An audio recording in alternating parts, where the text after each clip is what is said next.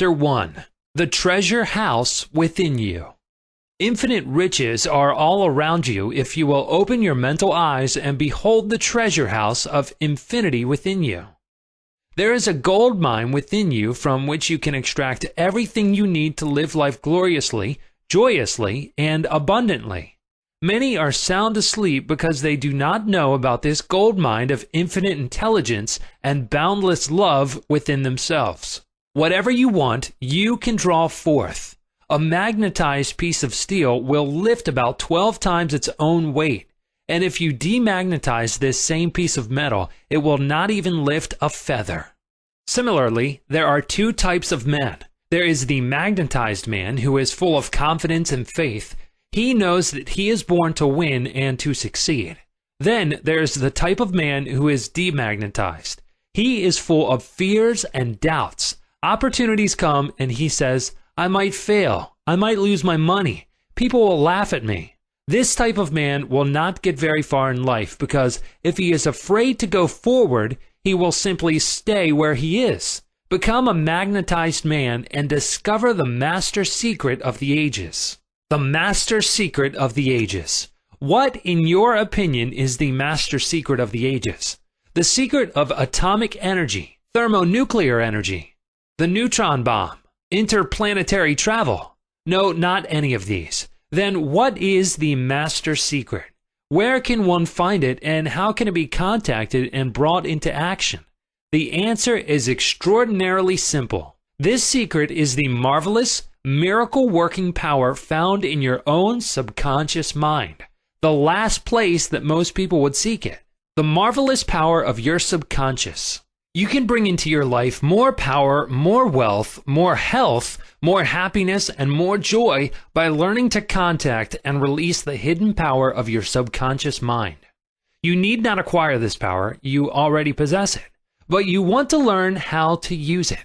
You want to understand it so that you can apply it in all departments of your life. As you follow the simple techniques and processes set forth in this book, you can gain the necessary knowledge and understanding. A new light can inspire you, and you can generate a new force enabling you to realize your hopes and make all your dreams come true. Decide now to make your life grander, greater, richer, and nobler than ever before. Within your subconscious depths lie infinite wisdom, infinite power, and infinite supply of all that is necessary, which is waiting for development and expression. Begin now to recognize these potentialities of your deeper mind, and they will take form in the world without. The infinite intelligence within your subconscious mind can reveal to you everything you need to know at every moment of time and point of space, provided you are open-minded and receptive. You can receive new thoughts and ideas, enabling you to bring forth new inventions, make new discoveries, or write books and plays. Moreover, the infinite intelligence in your subconscious can impart to you wonderful kinds of knowledge of an ordinary nature. It can reveal to you and open the way for perfect expression and true place in your life. Through the wisdom of your subconscious mind, you can attract the ideal companion as well as the right business associate or partner. It can find the right buyer for your home and provide you with all the money you need and the financial freedom to be, do, and go as your heart desires. It is your right to discover this inner world of thought, feeling, and power, of light, love, and beauty. Though invisible, its forces are mighty. Within your subconscious mind, you will find the solution for every problem and the cause for every effect. Because you can draw out the hidden powers, you come into actual possession of the power and wisdom necessary to move forward in abundance, security, joy, and dominion. I have seen the power of the subconscious lift people up out of crippled states, making them whole, vital, and strong once more, and free to go out into the world to experience happiness, health, and joyous expression. There is a miraculous healing power in your subconscious that can heal the troubled mind and the broken heart. It can open the prison door of the mind and liberate you.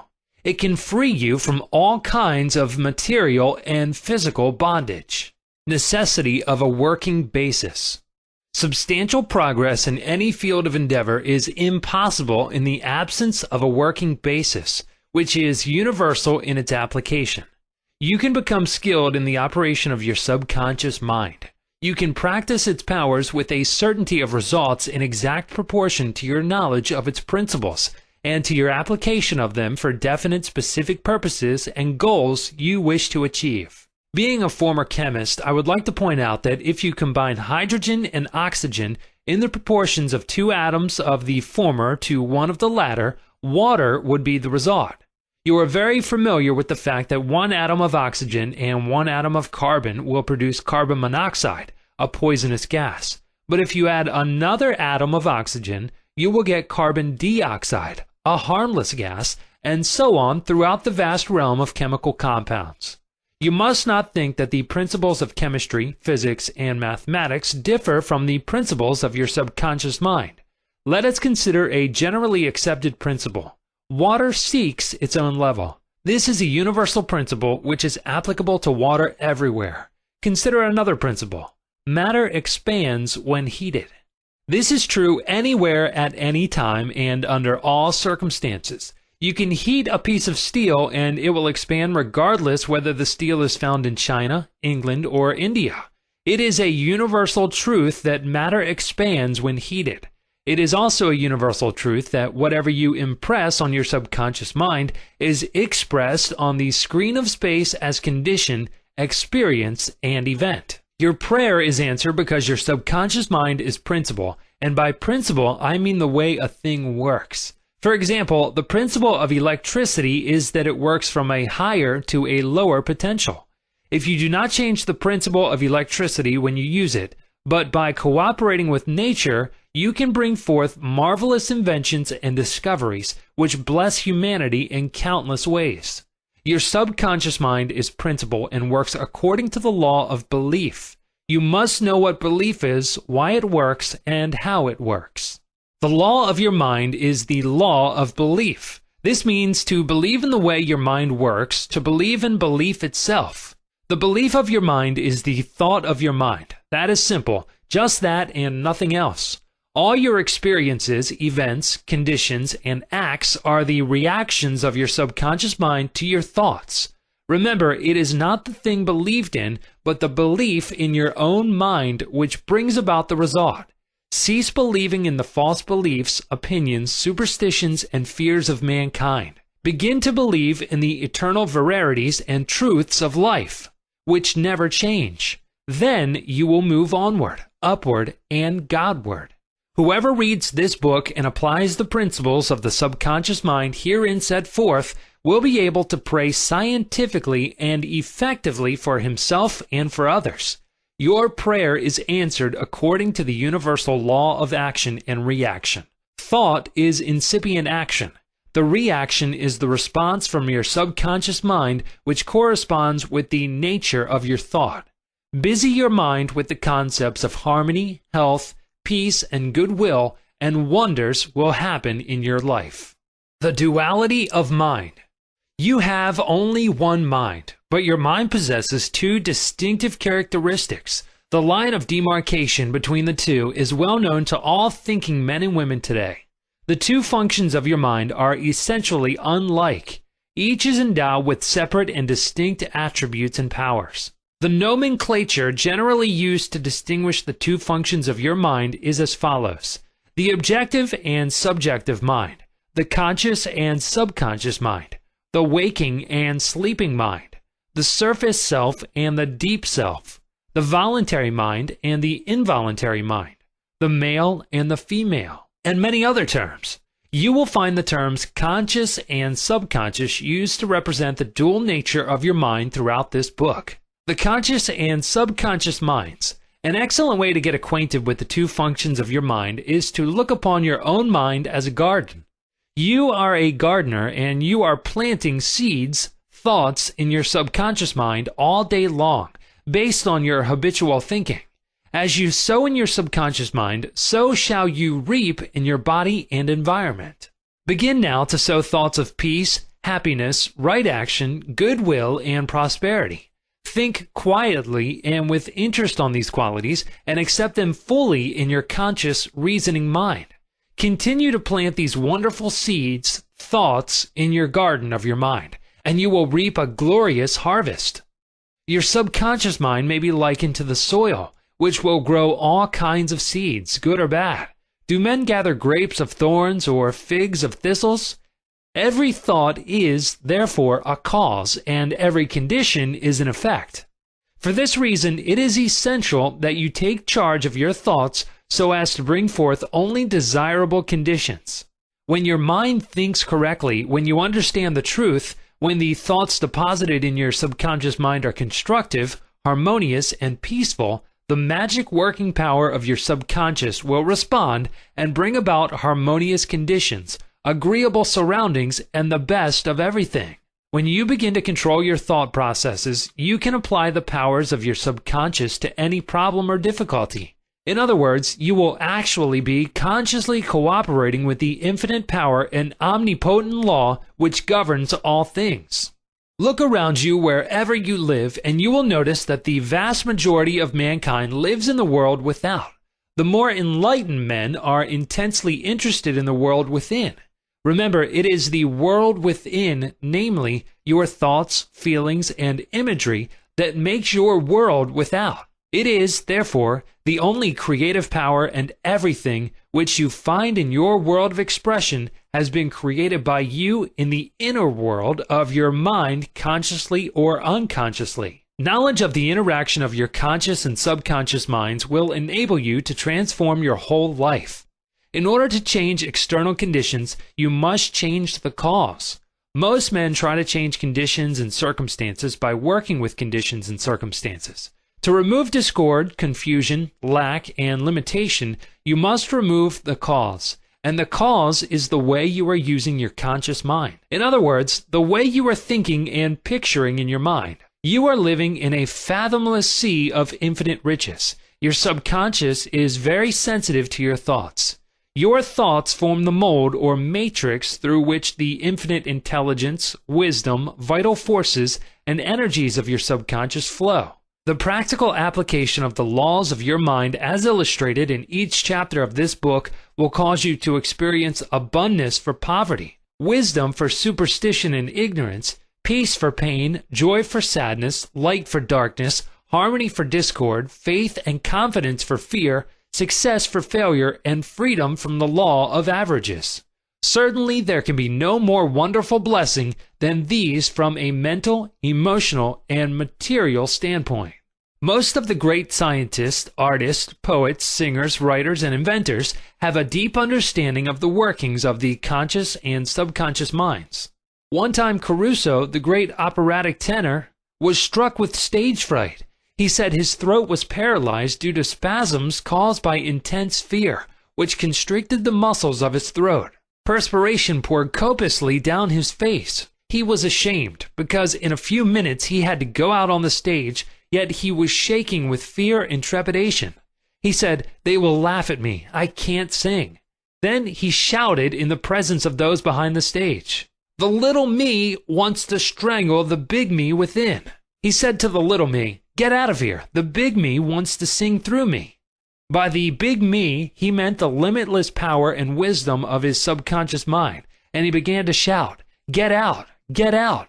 The big me is going to sing." His subconscious mind responded, releasing the vital forces within him.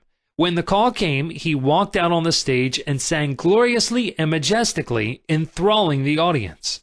It is obvious to you now that Caruso must have understood the two levels of the mind, the conscious or rational, and the subconscious or irrational level. Your subconscious mind is reactive and responds to the nature of your thoughts. When your conscious mind, the little me, is full of fear, worry, and anxiety, the negative emotions engendered in your subconscious mind, the big me, are released and flood the conscious mind with a sense of panic, foreboding, and despair. When this happens, you can, like Caruso, speak affirmatively and with a deep sense of authority to the irrational emotions generated in your deeper mind as follows: "Be still. Be quiet. I am in control. You must obey me. You are subject to my command. You cannot intrude where you do not belong. It is fascinating and intensely interesting to observe how you can speak authoritatively and with conviction to the irrational movement of your deeper self, bringing silence, harmony, and peace to your mind. The subconscious is subject to the conscious mind, and that is why it is called subconscious or subjective. Outstanding differences and modes of operation. You will perceive the main differences by the following illustrations. The conscious mind is like the navigator or a captain at the bridge of a ship. He directs the ship and signals orders to men in the engine room, who in turn control all the boilers, instruments, gauges, etc. The men in the engine room do not know where they are going. They follow orders. They would go on the rocks if the man on the bridge issued faulty or wrong instructions based on his findings with the compass, sextant, or other instruments. The men in the engine room obey him because he is in charge and issues orders, which are automatically obeyed. Members of the crew do not talk back to the captain. They simply carry out orders. The captain is the master of his ship, and his decrees are carried out. Likewise, your conscious mind is the captain and the master of your ship, which represents your body, environment, and all your affairs. Your subconscious mind takes the orders you give it based upon what your conscious mind believes and accepts as true. When you repeatedly say to people, "I can't afford it," then your subconscious mind takes you at your word and sees to it that you will not be in a position to purchase what you want. As long as you persist in saying, "I can't afford that car, that trip to Europe, that home, that fur coat or ermine wrap," you can rest assured that your subconscious mind will follow your orders, and you will go through life experiencing the lack of all these things. Last Christmas Eve, a beautiful young university student looked at an attractive and rather expensive traveling bag in a store window. She was going home to Buffalo, New York for the holidays. She was about to say, "I can't afford that bag," when she recalled something she had heard at one of my lectures, which was, never finish a negative statement. Reverse it immediately and wonders will happen in your life. She said, "That bag is mine. It is for sale. I accept it mentally and my subconscious sees to it that I receive it." At 8 o'clock Christmas Eve, her fiancé presented her with a bag exactly the same as the one she had looked at and mentally identified herself with at 10 o'clock the same morning. She had filled her mind with the thought of expectancy and released the whole thing to her deeper mind, which has the know-how of accomplishment.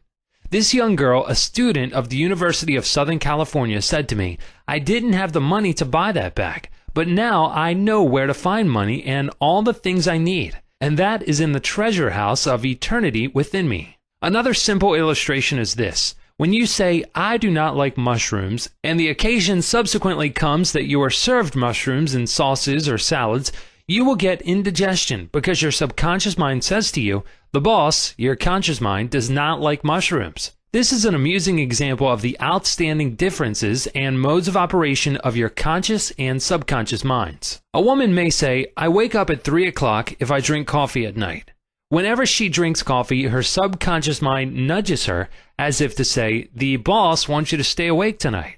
Your subconscious mind works 24 hours a day and makes provisions for your benefit, pouring all the fruit of your habitual thinking into your lap. How her subconscious mind responded. A woman wrote me a few months ago as follows. "I am 75 years old, a widow with a grown family. I was living alone and on a pension. I heard your lectures on the powers of the subconscious mind, wherein you said that ideas could be conveyed to the subconscious mind by repetition, faith, and expectancy. I began to repeat frequently with feeling, 'I am wanted. I am happily married to a kind, loving, and spiritual-minded man. I am secure.' I kept on doing this many times a day for about 2 weeks, and one day at the corner drugstore I was introduced to a retired pharmacist. I found him to be kind, understanding, and very religious. He was a perfect answer to my prayer. Within a week he proposed to me, and now we are on our honeymoon in Europe. I know that the intelligence within my subconscious mind brought both of us together in divine order. This woman discovered that the treasure house was within her. Her prayer was felt as true in her heart, and her affirmation sank down by osmosis into her subconscious mind, which is the creative medium. The moment she succeeded in bringing about a subjective embodiment, her subconscious mind brought about the answer through the law of attraction. Her deeper mind, full of wisdom and intelligence, brought both of them together in divine order. Be sure that you think on whatsoever things are true, whatsoever things are honest, whatsoever things are just, whatsoever things are pure, whatsoever things are lovely, whatsoever things are of good report, if there be any virtue and if there be any praise, think on these things.